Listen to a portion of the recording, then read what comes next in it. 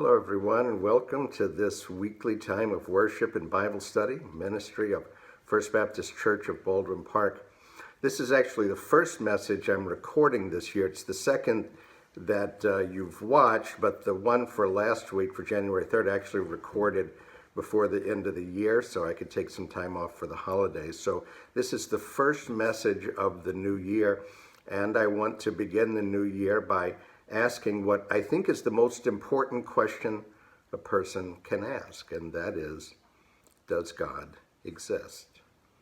Now, if God doesn't exist, then that means that you and I were the accidents of chance. By some random process, we came into existence, and therefore our existence has no ultimate meaning. Now, that's not to say that a person who doesn't believe in God, that their lives don't have meaning. They can and do. There's an entire branch of psychotherapy, for example, that is based on the assumption that the most important drive that human beings have is the search for meaning. So yes, we can give ourselves meaning, we can attach meaning to our lives, even if we don't believe in God. But we have no higher or ultimate meaning or purpose other than what we choose to give our lives ourselves. But if we were created by God, then that means that you and I have an intimate connection to our Creator, and our purpose in life is intimately connected to knowing our Creator and finding out what He desires for our lives. So this is not just an important question, it is fundamentally the most important question of life.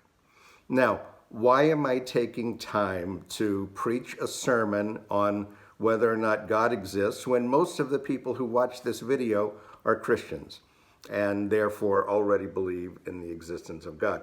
And the reason is that we live in a time right now where belief in God is on the decrease and atheism is on the increase.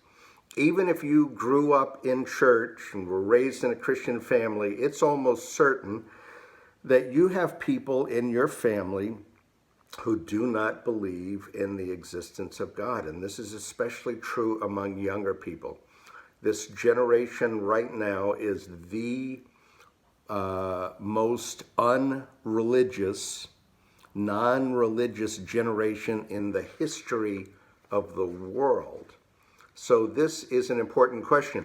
And so who is this sermon for? Well, it's for you if you have some doubts about God's existence. I hope it will be helpful to you. But also if you want to know how to talk to people who doubt God's existence and how to listen to what their questions are, then this sermon is for you as well.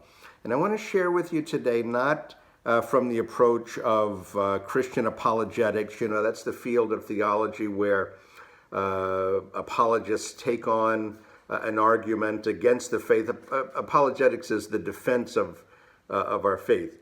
And there's a place for that, and I'm thankful for people who do that. But that's not how I'm going to approach this sermon, not from the point of view of I'm right and you're wrong and let me show you why. Rather, I'm going to approach it from the point of view of someone who understands why some people struggle with belief, and as someone who has thought deeply on the subject for many, many years. So in that spirit, let's dive in. Now, the two main arguments against the existence of God are, number one, there's no proof that God exists, and by that people mean there's no scientific proof, no scientific evidence that God exists. And the second is more of a moral or ethical dilemma, and it is, if God exists, how can there be so much unjust suffering in the world? So let's take a look at those two. The first one, there's no scientific or empirical, empirical evidence is things that can be measured through the senses. If you can touch it, it exists. If you smell it, if you see it, and so on, it exists. So there's no scientific or empirical evidence that God exists. All right, I would say this is the biggest one. There's no question that the decline worldwide, the decline in belief in God is connected to the rise of science. We live in a scientific age. It was a lot easier to believe in God when we didn't understand the science of weather, for example, when we didn't understand how the evaporation of the oceans affects rain, when we didn't understand how high pressure systems and low pressure systems and global wind currents affect, storms and things like that. So before this, we understood the science of weather. It was a lot easier to believe in God. God withheld the rain, God gave the rain. When it rained, that was God, and so on. It was easier to believe in God when we didn't know what was up above the clouds. We knew we were down here, and you look up at the clouds above and you think, okay, well, that's where God lives. And if you could just get on the other side of those clouds, you would see God and see where he lives. And of course, now we live in the age of space exploration. We've been up above the clouds. We've been to the moon, and we've sent satellites to the farthest reaches of our solar system.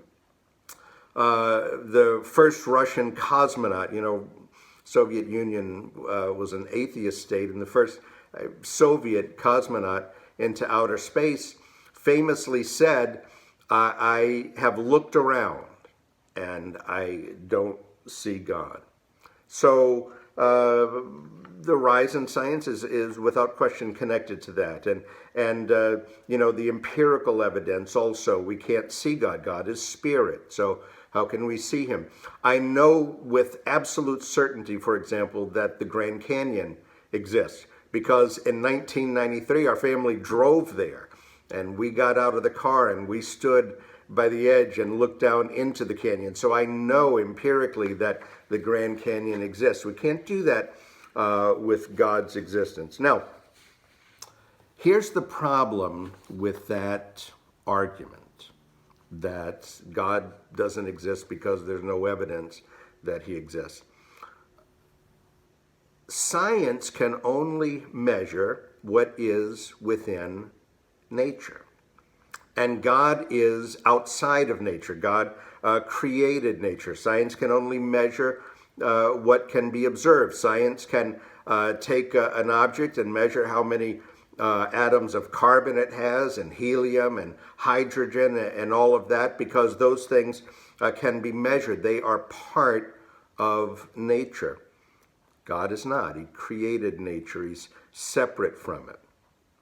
I do think, by the way, that there are some aspects of scientific evidence that point to God's existence.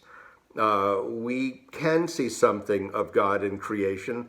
Paul said that in the book of Romans, that the evidence of God is there in creation. The Old Testament book of Psalms said that the heavens declare the handiwork of God. I remember sitting in a college physics class and just studying cosmology and the universe and the orderliness of the universe and how the laws of physics are the same throughout the universe. It's not random. There's an order to it. And I remember thinking, if I didn't believe in God before, I would now. But not everybody who looks at the universe, not everybody who looks at nature believes in God. So I would say to those who say there's no evidence of God's existence, no scientific evidence, I would say you are correct, but not because science proves that God doesn't exist, but simply because science can neither prove nor disprove God's existence, because science can only measure what is within nature, and God is outside of nature. Now, the second question, how can there be a God with all the unjust suffering in the world? I understand this argument, and I don't have a perfect answer to it. I could say, for example, that, God gives us free will. We are free to choose what we want to do. And many, many, many people choose to use their free will to do evil. And so much of the suffering in the world is the direct result of people exercising free will to do evil things. But that doesn't account for all of the suffering in the world. It doesn't account for natural disasters like hurricanes and tornadoes and earthquakes and all of the suffering that comes from that. So I cannot fully explain to you how a loving God allows unjust suffering. But if you are an atheist, you also have some difficult things to explain. As a believer, which I am, I believe that there are three things in nature that point to God's existence. And they are the existence of the universe, the existence of life, and the existence of consciousness. So as a believer, I have to explain unjust suffering in the world. As an atheist, you have to explain, where did matter come from, where did life come from, and where did consciousness come from. If you're an atheist, you have to believe that something came from nothing. Why is there anything if God doesn't exist? Go out into your yard sometime today and look at the rocks in your yard. Mary and I do that almost every day now. When we go for our walk, we stop and look at the rocks, and they're beautiful and they're fascinating. But I want you to think of another question when you look at them. Why are they here? Where did they come from? Where did the matter that formed these rocks come from? Now, science would say, well, they come from the Big Bang, that at a certain point, 13.8 billion years ago, an infinitesimally small, smaller than an atom, a bit of matter exploded into what we know now as the universe, and that everything in creation came from that moment of the Big Bang. But where did that matter come from? Where did those atoms come from? Where did the matter for the Big Bang come from? Science can't answer that question, nor will it ever be able to answer the question, not because science is wrong here, but because the answer to that question is not in the purview of science. Science explains what is. It can't explain why it is. Science can't tell you why that rock exists. If you're an atheist, you also have to believe that life came from non-life. Even if somehow matter came into existence by chance, somehow that rock out in your garden just somehow appeared, where did life come from? How did inanimate objects become animate? How did that which was lifeless become alive? Take a look at those little bugs in your garden that seem so uncomplicated and so simple. They're alive, and that's the most miraculous thing in the universe. They're alive. Do you know, scientifically speaking, do you know how unlikely life is if there is no creator? I read this in the Washington Post online. This is from an astronautical engineer by the name of Eugene Malov. And he wrote this. He said that some cosmologists, and cosmologists are physicists who study the cosmos, he said some cosmologists are proposing that the universe has been perfectly designed for life in a way that could not have happened by chance. There are infinite ways that our universe could have been set up that would have been simpler with fewer improbable coincidences. Of course, in every one of these simpler universes, the odds for the development of anything as complicated as life, no matter how much you imagined it, would be nil. In other words, non-existent. One scientist, a French mathematician named Lecomte de Noy, actually calculated the odds. He calculated the odds for the random development of a complex molecule. Complex molecules are necessary for life to form. He said that the odds of a one single complex molecule forming by chance are, and you mathematicians get out your calculators here, 10 to the 243rd power billions of years. Now remember, 10 to the second power, that's 100. In other words, you add 2 zeros to it. 10 to the third power, that's 1,000. You add 3 zeros to it. He's saying the answer is 10 followed by 243 zeros, 243 zeros of billions of years for one complex molecule to develop by chance. I pulled out my calculator and tried to do that. There wasn't enough space, so I don't know what exactly that number is, but it's huge. And that's for one single complex molecule to develop by chance. How long would it take for the hundreds of millions of complex molecules to develop for one fish or goat or bear or human? How many hundreds of billions of years is that? Thousands of billions of years.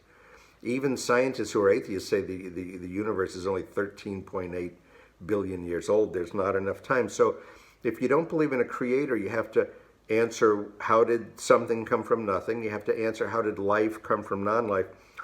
And you have to answer, how did consciousness come from unconsciousness? We human beings are not only alive, we are conscious. We are self-aware. And so far as we know, only human beings have this type of consciousness. We are racked with guilt and anxiety and worry. We contemplate our existence after we die and so on. I am aware that I am me. You are aware that you are you. Where did that consciousness, that self-awareness come from, if not from a creator? The Bible tells us that God created us in his image. God is a conscious being. God is self-aware. And being created in his image as we are, we also are self-aware. That's what the Bible says. Do you have a better answer than that we are self-aware, we are conscious because we are created in the image of our Creator who is self-aware? I don't have a better answer for that. So those are the challenges for those people who don't believe in God's existence. Now, why do I believe in God's existence? I've been watching a lot of religious TV this past year, like you have probably. We have, Mary and I have watched a lot of, I don't know if you'd call them televangelists or not, but, preachers on TV. And far and away, the most common, the most popular brand of Christianity right now is you should be a Christian because believing in Jesus will make you healthier and wealthier and happier and more successful and so on. Now, I'm not denying that those things are true, okay? I'm not denying that. That's a pragmatic or a practical answer. Belief in God makes your life better. But to me, that is a fundamentally flawed and unsatisfactory answer. The question you and I should be asking about God's existence is not, will belief in God make my life better? Will it make me more successful? We should be asking the question, is it true? Is it true that God exists? I am a Christian rather than, say, a Buddhist, not because I believe that Christianity makes me happier and more successful than Buddhism will. I'm a Christian rather than a Buddhist because I believe in my core that Christianity is true. And so that's the question we should be asking about God's existence. Is it true? So why do I believe that God exists? It's a simple answer that I'm going to give you. And it's just one thing. I pointed at the things in science that I think point to God's existence and the probabilities about consciousness and life and so on. But the main reason I believe in God is quite simple. I believe in God because Jesus believed in God. And I am a follower of Jesus. I have staked my life. I have lived my life based on the claim that Jesus is who he says he is. And Jesus believed in God. Thumb through the Gospels. He calls God his Father. In fact, in the Gospel of John alone, Jesus calls God Father 156 times. He prayed to God. On the cross, he called out to God. He said that the words he spoke were words that God had given him. He said that God had sent him. So Jesus believed that God exists. And I believe God exists ultimately because I am a follower of Jesus. And because he believed it, that's sufficient for me. Now, so in the end, that's what it comes down to for me. Look, over the years, like anyone else, I have had questions about the existence of God, and that's how I finally came to settle that. Jesus believed in God, and I believe in Jesus. And it really does come down to that. It's just a matter of faith, to put your trust in him, and that what he said is true. I hope this message has been a help to you. If you're struggling with belief in God, or if you have family members who are, I hope it has been a help to you to know how to listen, to know how to talk, and at least somewhat of an examination of some of the issues involved in God's existence. If you are struggling with belief in God, don't give up. There's a story in the 32nd chapter of Genesis. It's about one of the most unusual characters in all the Old Testament, Jacob. Jacob was traveling with his family, with all of his possessions. And when they came to the river Jabbok, he sent his family across, he sent his possessions across the river, but he stayed on that side. And while he was camping there, the Bible tells us that an angel of God came to him. And Jacob, who was a scoundrel in many ways, wrestled with this angel of God. In fact, they wrestled all night long. And in the morning, the angel of God said to Jacob, "Your name is no longer Jacob. Now your name will be Israel in Hebrew." Do you know what Israel means? It means the one who wrestles with God. And of course, in time, Israel became not only the name of Jacob, it became the name of the nation, of the people of God. Think about that. The name given to God's people by God, the name given to them is those who wrestle with God. If you are wrestling with doubt, if you are wrestling with questions, don't be discouraged. You are part of a spiritual heritage that goes back to Jacob, to Abraham, and even to Jesus. The New Testament book of Hebrews in chapter 11 says that God rewards those who earnestly seek him. And I believe that. So if you're wrestling with God, don't give up. Keep on wrestling, keep on struggling. God will reward you if you do. I'm so glad that you took time to share in this video with me today. I hope it has been a blessing. I'll be back with you again next Sunday. Looking forward to it. Until then, may God bless and keep you.